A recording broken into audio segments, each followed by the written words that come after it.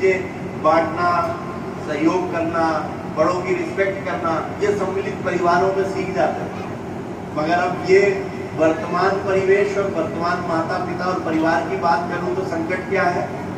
संकट है, सबसे पहला संकट, बच्चे का जन्म एक एक्सीडेंट।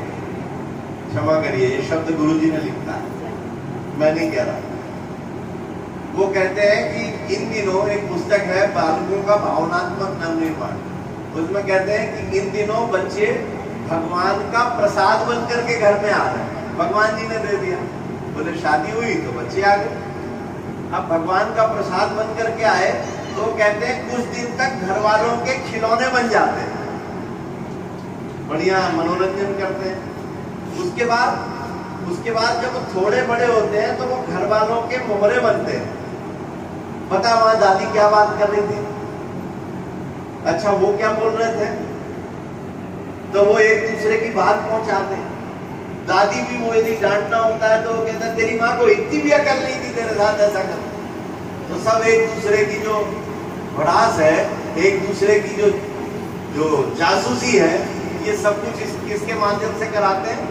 उस बच्चे के माध्यम से कराते हैं। तो गुरुजी लिखते हैं कि वो मोहरे बन जाते हैं। ऐसे उनने स्टेप्स लिखे हैं, इसके बाद फिर ये बन जाते हैं, वो कहते हैं इसके बाद ये बन जाते हैं, और आखिरी में तो इतना खतरनाक उन्होंने लिखा है कि एक समय ऐसा आता है कि आदमी फिर उसी भगवान के सामने खड़े होकर बोलता है कि भगवान ये क्या दे दिया। अब उसके आगे तो मैं नहीं बोलता, मगर लोग कहते हैं, आपने सुना होगा, वो कहते हैं वही है जो भगवान के प्रसाद बन के आए थे। अब क्या हो गया? तो बच्चों का जन्म एक एक्सीडेंट, बच्चों का निर्माण कैसे हो इसकी जानकारी माता पिता को नहीं है। केवल क्या है? साधन सुविधा जुटा देना, कर्तव्यों की इतिश्री, बस। हमारा बच्चा अभी तो ऐसे भी है कि वो पैदा नहीं हुआ है, ऐसी वाली पॉलिसी है कि जब वो इतना बड़ा होगा तो इसके इतने लाख रुपए मिलेंगे। बच्चे पैदा होते हैं, अभी 2 साल 3 साल बाद स्कूल जाना है, 3 साल पहले ही स्कूल में एडमिशन हो जाता है। सबसे अच्छा वाला स्कूल, सबसे अच्छी वाली बस, सबसे अच्छे वाले कपड़े, सबसे अच्छी वाली टैक्सी, सब कुछ लेकर के वो जाता है। आप फिर वो होता है कि बच्चे के लिए, आप बच्चे के निर्माण में आप क्या कर रहे हैं? यदि आप पूछ लीजिए किसी माता पिता से तो कहते हैं क्या नहीं कर रहे हैं, वो यही साधन ढूंढाते हैं कि उसके पास देखिए ये है, उसके पास ये, कोई करता है भला इससे अच्छा?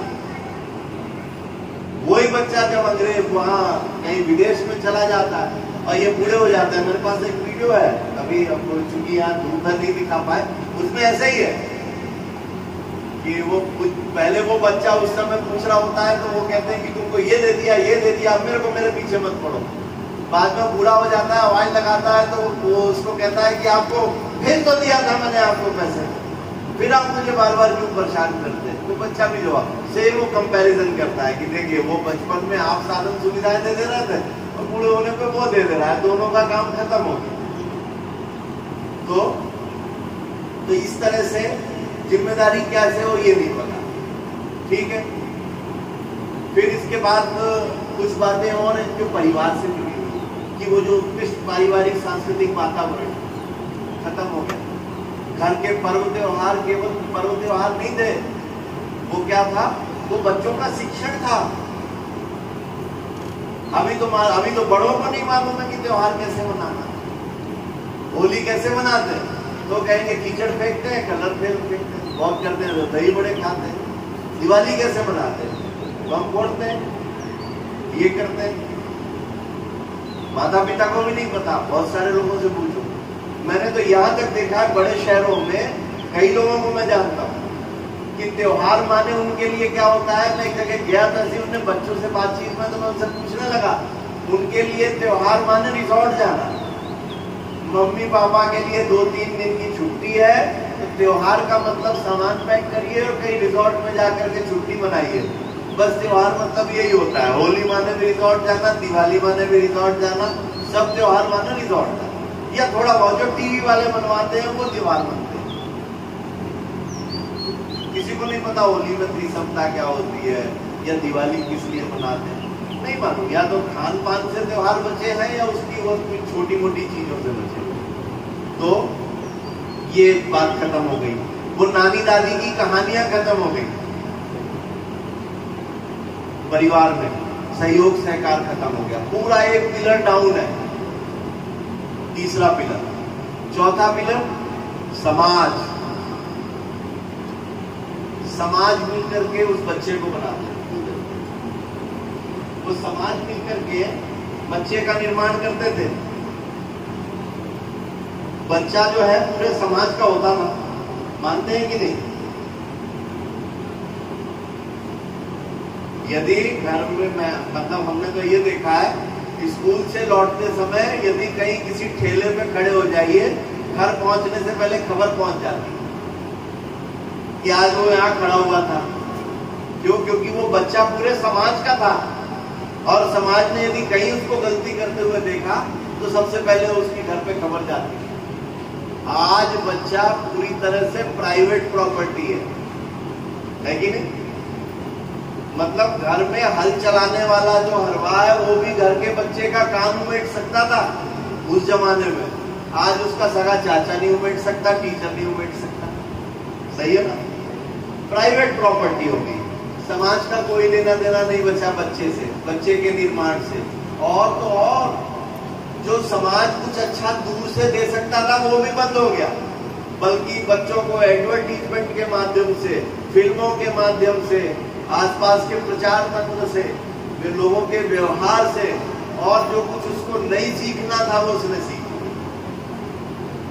तो ये आखिरी वाला पिलर जो सबसे खतरनाक, जिसमें सब आता है, टीवी, कॉमिक्स, साहित्य, सब चीजें। गांधी के जीवन की बात कहूं तो आप सब जानते हैं कि उनके जीवन में बचपन में एक घटना घटी थी। एक फिल्म देखी थी उन्होंने, हरिश्चंद्र, और वो हरिश्चंद्र का एक दृश्य देख करके उनके जीवन भर के लिए संकल्प जग गया था कि कोई आदमी सत्य के लिए इतना सैक्रिफाइस कर सकता है, सत्य के लिए कोई इतना कष्ट सह सकता है। तो उन्होंने कहा ये तो फिर हर व्यक्ति के लिए बहुत आसान है जब वो इतना कर सकते हैं, और जीवन भर उस पर चले। एक दृश्य गांधी बनाता है। अब मैं आपको ये बताना चाहता हूं कि हमारे घर के वही टीवी चैनल जिसमें आप वो सास बहू के पचड़े देखते हैं या आप न्यूज चैनल देखते हैं, अलग से कुछ नहीं, अलग वाली तो मैं बात ही नहीं कर रहा। अभी तो सहज रूप से घर के वो चैनल्स में जिसमें आप टीवी देख रहे हैं या न्यूज देख रहे हैं, सीरियल देख रहे हैं, 70,000 ऐसे दृश्य होते हैं जिसमें या तो गंदगी होती है या हिंसा होती है। कितने? 70,000। 5 साल का बच्चा इतना देख चुका होता है। एक दृश्य क्या बनाता है? एक दृश्य गांधी बनाता है, वो 70,000 दृश्य क्या बनाता होगा आप लोग कल्पना करो।